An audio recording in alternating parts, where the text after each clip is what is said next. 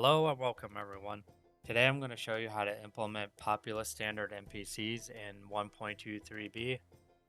I'm going to be implementing an NPC into this little settlement here in eastern Lenosha. I'm using footage from this YouTuber's channel for reference. Shout out to Leon Soros for archiving these areas before the server shut down. I will place a link in this channel down in the description. We're going to implement Lolajo here. So the first thing that I use is the mypause server command.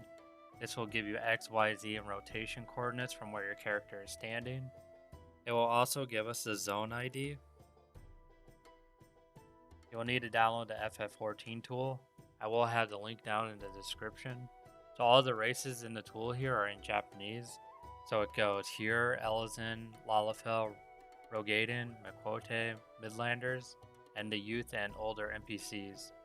Lolajo looks like she's a female Lalafell, so we're going to find her in the FF14 tool here.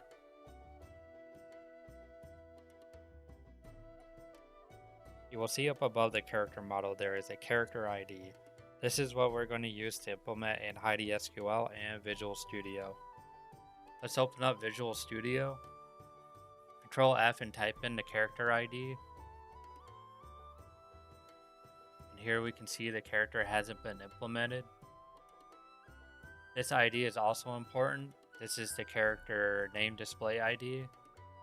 I suggest writing them down for each character you implement because we will need it in a second.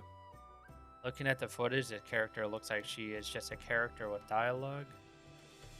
That tells me she should fall into the populous standard actor class. In Final Fantasy XIV, there are several different actor classes, so not every NPC will have the same line of code, such as Camp Master, Camp Submaster, Battle Warden, and Shop Salesman. So for this Lalafell, she looks like she's just populous standard, so I'm going to go into the line above and select all the way down to the semicolon.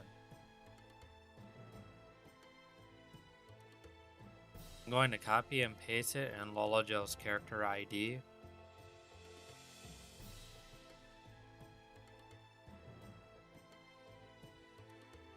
Now we have to go back and set the original display ID name for the character. Now we're going to file and save it. Now we're going to open up Heidi SQL. Under the Game Data Actor class, make sure to click Data up on the top. And we're going to look for the character ID. So 1001603. And over here is the display name ID. Click into this box here, copy and paste it in the box below.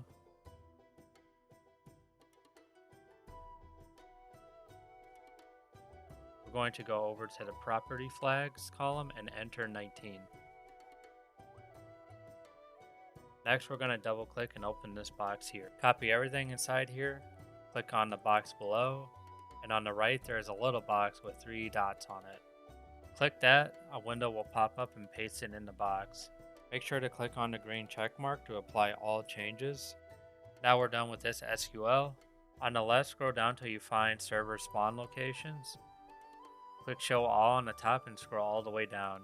Your list is going to look smaller than mine. Yours should be about 1,000 rows. Go to the top and click the green plus sign to add a new row. In the first box, type in the character ID. The unique ID will be the name of the character, all in lowercase.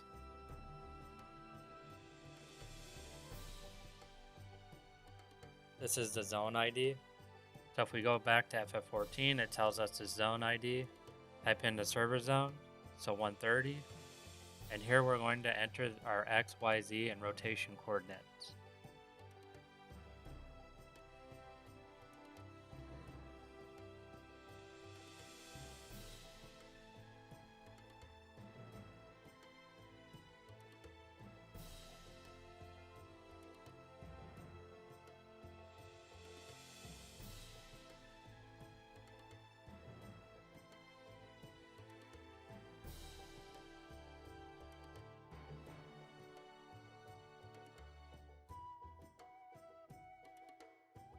The last row is where you want to set the animation IDs of the character.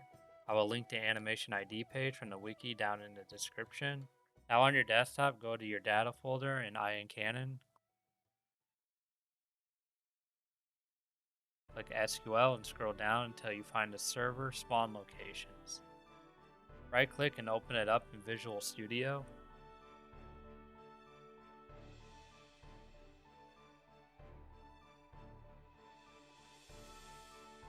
Once Visual Studio opens, scroll down to the very bottom. We will be entering the same information we typed in Heidi SQL. The first number is the row ID in Heidi SQL. The character ID, name of the character, the zone ID, and then your X, Y, Z, and rotation numbers. And the last being the animation ID. After we're done with all that, now we need to close FF14, our world and map server. After that, reopen the map and world server. One way to tell that if it was successful is that in the command prompt it will say load 1135 spawns, but yours will be close to around 965, I believe. So once it shows it has gone up, that means you successfully implemented the character. But we're not done yet. As you can see, we now have Lolajo in the game. However, if we click on her, we will have a script error. Even though we set an event condition in Visual Studio and Heidi SQL, we haven't actually set one in the scripts folder. So that's what we're going to do now. I'm going to type mypause to get the zone ID because we will need to know what zone this is. So the zone ID is 130. If we go to the Project Meteor wiki and head down in region IDs, this will give us a list of all the region and zone IDs. So let's find zone 130. And here we can see a line for Eastern Lenosha. The line we want to pay attention to is this one, because this will be the folder where we need to place our script in. So we need to navigate to our data folder.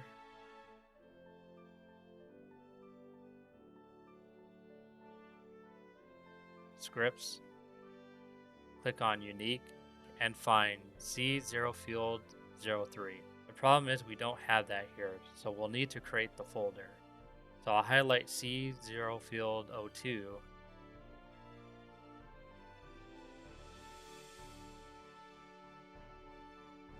and copy the name. Create a new folder, paste it in the name, and change the number to 2 to 3. Double click the folder and inside here create another folder. We'll need to call this Populous Standard exactly as you see on screen. If we open it up, we also have another problem. There is no script. How do we make a script then? The way I do it is navigate to the C0 Field 02 folder, and in that folder there is already a Populous Standard folder, and if we double click on that, there are several scripts for NPCs in there. Right click and open one up in Visual Studio. It doesn't have to be specific, but we do want to make sure it's a default talk. So this is what most of the scripts look like for NPCs. There are several important points here. In the code here, we see default C. We see it here again, but slightly abbreviated. Since we're in Lenosha, we want to leave this alone. But if we're implementing in the Black Shroud, it will be default forest, and in Thonolin it would be default wild. In Kurthaz it would be default rock. For right now, the only thing we're going to change is the name here. This can get a little finicky with characters with more than one name, so I'd recommend you use the other script files for references. So we're going to type the name in here. Now go to File and save it in the C0 Field 03/Populous Standard folder we had just created.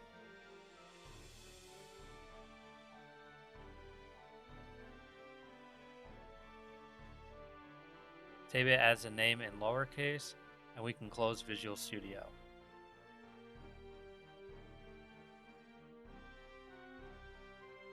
Now we need to navigate back to the folder we just created.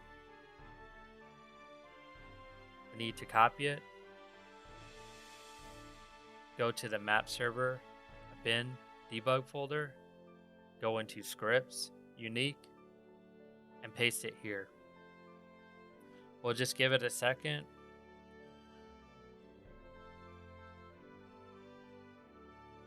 And now we have Lolajel with dialogue. Since the folders are mostly made for each zone, instead of copying the folder over to the map server, you will, in most cases, would be copying just the script over. I want to thank everyone for watching, and if you like what you see, make sure to like and subscribe for more FF14 videos.